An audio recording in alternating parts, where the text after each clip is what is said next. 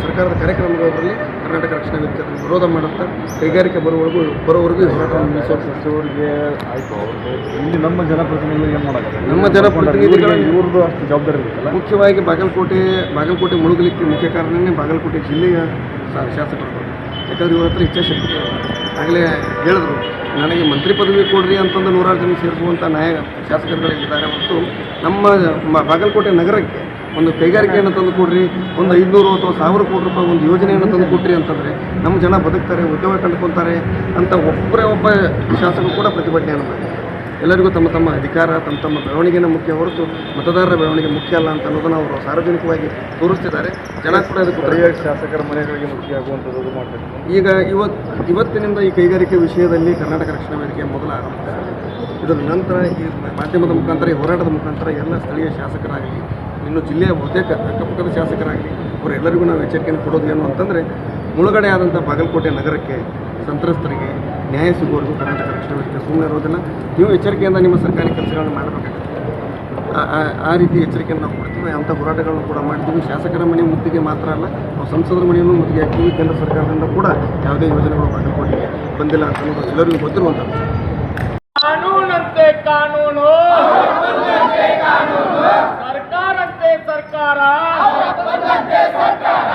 ರಾಜ್ಯ ಸರ್ಕಾರಕ್ಕೆ ಜಿಲ್ಲೆಗೆ ಅನ್ಯಾಯ ಮಾಡುತ್ತಿರುವ ರಾಜ್ಯ ಸರ್ಕಾರದ ಮಂತ್ರಿ NB ಪಾಟೀಲ್ರಿಗೆ, ಮಲತಾಯಿ ಧೋರಣೆ ತೋರುತ್ತಿರುವ ರಾಜ್ಯ ಸರ್ಕಾರಕ್ಕೆ ಬೇಕೇ ಬೇಕು, ಬೇಕೇ ಬೇಕು.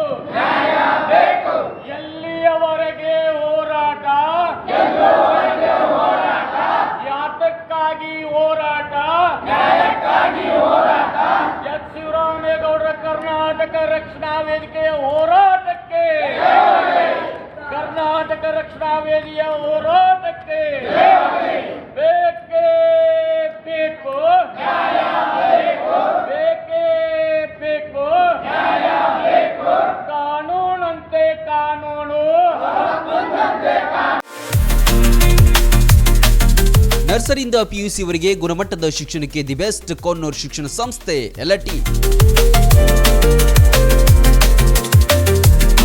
ವಿಶಾಲವಾದ ಕ್ಯಾಂಪಸ್, ಡಿಜಿಟಲ್ ಕ್ಲಾಸ್ ರೂಮ್, ನುರಿತ ಬೋಧಕರು, ಕಂಪ್ಯೂಟರ್ ಪ್ರಯೋಗಾಲಯಗಳು, ಹಾಸ್ಟೆಲ್, ಸ್ಕೂಲ್ ಬಸ್ ಸೌಲಭ್ಯಗಳನ್ನು ಒಳಗೊಂಡಿದೆ.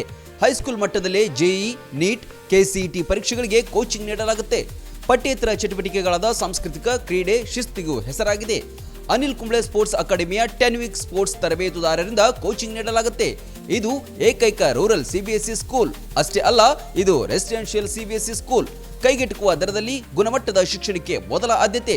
ಈಗಾಗಲೇ ದಾಖಲಾತಿಗಳು ಆರಂಭವಾಗಿವೆ. ನಿಮ್ಮ ಮಕ್ಕಳ ಭವಿಷ್ಯ ನಿರ್ಮಾಣವೇ ನಮ್ಮ ಗುರಿ. ರನ್ ಟಿವಿ ನ್ಯೂಸ್ ವಿಡಿಯೋಸ್ ನೋಡಲು ಸಬ್ಸ್ಕ್ರೈಬ್ ಮಾಡಿ, ಬೆಲ್ ಐಕಾನ್ ಪ್ರೆಸ್ ಮಾಡಿ.